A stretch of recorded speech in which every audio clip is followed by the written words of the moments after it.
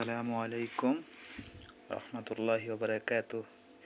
কী অবস্থা আমার প্রিয় শিক্ষার্থীবৃন্দ? আশা করি তোমরা ভালো আছো। আমি আলহামদুলিল্লাহ ভালো আছি। আজকে তোমাদের মাঝে আমি একটা গুরুত্বপূর্ণ আলোচনা নিয়ে বসলাম। তোমাদের নবম দশম শ্রেণীর গণিতের সেট ও ফাংশনের কিছু বেসিক যদি আমরা না জানি তাহলে আমরা কিছু করতে পারবো না, বা না চিনলে, এই জিনিসগুলো না চিনলে তাহলে তোমাদের সেট ফাংশন করতে একটু অসুবিধা সৃষ্টি হবে। তাই তোমাদের সাথে কিছু প্রতীক এবং চিহ্নের নাম নিয়ে আজকের এই আলোচনা। তোমরা যারা যারা আমার ইউটিউবে আছো বা আমার ফেড বেসের ছাত্র আছো, এমনকি আমার শিক্ষার্থীরা যারা আছো, তারা সবাই মনোযোগ দিয়ে এই জিনিসগুলো দেখো।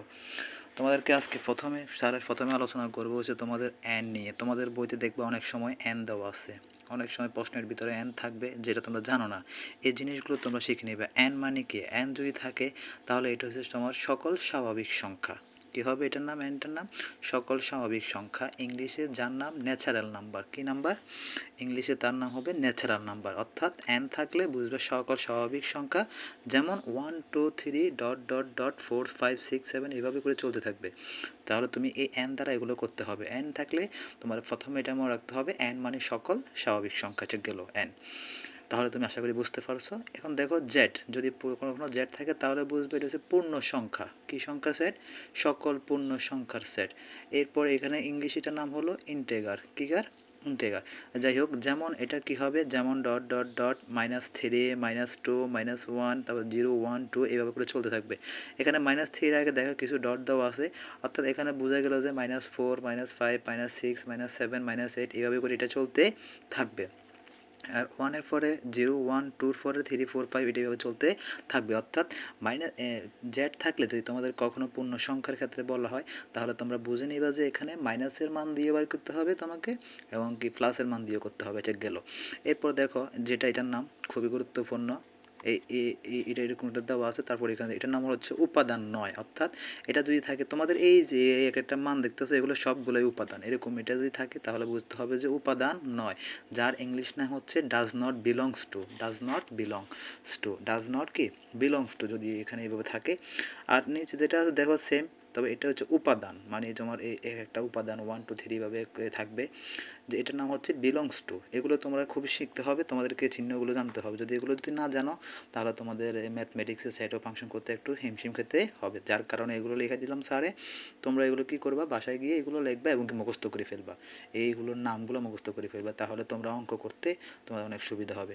যাই হোক, এটার নাম হচ্ছে উপাদান, বিলংস টু। ইংলিশ নামগুলো বিশেষ করে ভালো করে শেখার চেষ্টা করবা। এই যে দুইটা চিহ্ন দেওয়া আছে এটার নাম হচ্ছে সাজ দ্যাট। ইংলিশে বলা হয় সাজ দ্যাট, আর বাংলা বলা হয় যেন। তাহলে আমরা অনেক সময় বলি যেন আমি একজন কবি হতে পারি, তাহলে যেন দিকে বোঝা গেল সাজ দ্যাট। ওকে।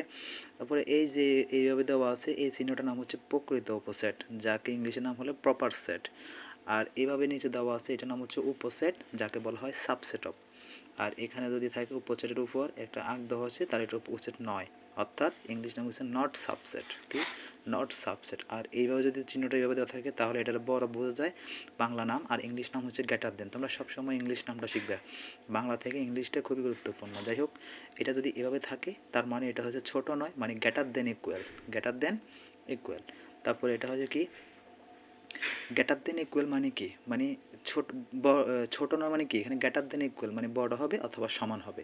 এই চিহ্নটা মানে কি, বড় হবে, অথবা এই আঁকটা দেওয়ার কারণে এটা হবে সমান, হয় বড় হবে না হয় সমান হবে, কিন্তু ছোট হবে না, এই কারণে ছোট নয়।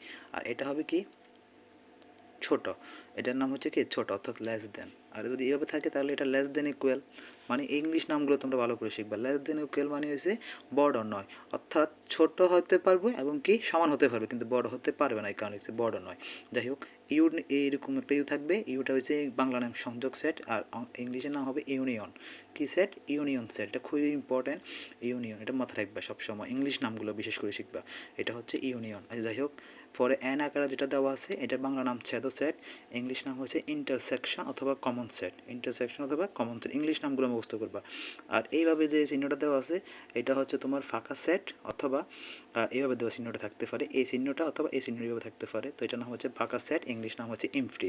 যাই হোক, এরপর দেখো একটা উপরে একটা চিহ্ন দেওয়া আছে এইভাবে, অথবা বা সি আকারে থাকবে, যার বাংলা নাম হচ্ছে পূরক সেট, ইংলিশে বলা হয় প্রাইম। কি বলা হয়? প্রাইম। তারপরে দেখো এইখানে যে একটা আঁক দেওয়া আছে এটার বাদ বলা হয়। কি? বাদ। বাদ অথবা এই বিয়োগ চিহ্ন দেওয়া আছে, দেখো এই আঁকটা আর বা আর বিয়োগ চিহ্ন দেওয়া আছে, এই দুইটা দাগ থাকবে, এটার অন্তর বলা হয় বাংলাতে, তবে অনেক সময় এটার বাদ কয়। বাদ মানে কি? বাদ মানে বিয়োগ, অর্থাৎ আমরা বাদ বুঝি দেই বাদ। তাহলে এটার অনেক সময় কি ধরা হয়? বাদ ধরা হয় অথবা অন্তর ধরা হয়। ঠিক আছে? তাহলে তুমি যদি এভাবে আঁকটা দেওয়া থাকে কখনো তোমার বইতে, তাহলে বুঝে নেবে এটা বাদ, অথবা আই বিয়োগ একা থাকলে তাহলে বুঝে নেবে এটা বাদ অথবা অন্তর। যার ইংলিশ নাম হচ্ছে ডিফারেন্স অফ সেট। তারপর দেখো ইকুয়াল। ইকুয়াল তো জানো সমানের ইংলিশে বলা হয় ইকুয়াল, আর সমান নয় যেটা বলা হয় ডাজ নট ইকুয়াল।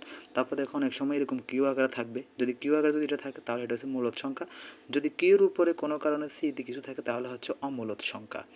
আর একটা জিনিস লিখতে ভুলে গেছি স্যারে, এখন আমি লিখতেছি আর। যেমন ধরো আর, আর এসে মানে কি? এরা যদি আর থাকে তাহলে আর মানে হচ্ছে বাস্তব সংখ্যা, সকল বাস্তব সংখ্যা যারা আছে সবগুলোর আর দ্বারা প্রকাশ করা হয়। ঠিক আছে না? অর্থাৎ রিয়েল নাম্বার। কি নাম্বার? Real number. আশা করি তোমরা বুঝতে পারছো। এবার তোমরা এটা দেখে দেখে নামগুলো মুখস্থ করবা, আর চিহ্নগুলোর নাম মুখস্থ করবা, এবং কি ইংলিশ নামটা বিশেষ করে মুখস্থ করার চেষ্টা করবা। আর এটা যদি তোমরা যদি মুখস্থ করতে পারো, তোমাদের ম্যাথমেটিক্স মানে এই চ্যাপ্টারের অঙ্কগুলো করার জন্য অনেকটা ইজি হয়ে যাবে। তোমাদেরকে যদি এখন যদি আমি অঙ্ক বুঝাতাম তাহলে তোমরা হয়তো বুঝতে পারতে না, কারণ তোমাদের আসলে এটাই গুরুত্বপূর্ণ যে তোমরা আগে বেসিক যে সংকেতগুলো আছে এই সংকেতগুলোর নামগুলো মুখস্থ করার চেষ্টা করবা।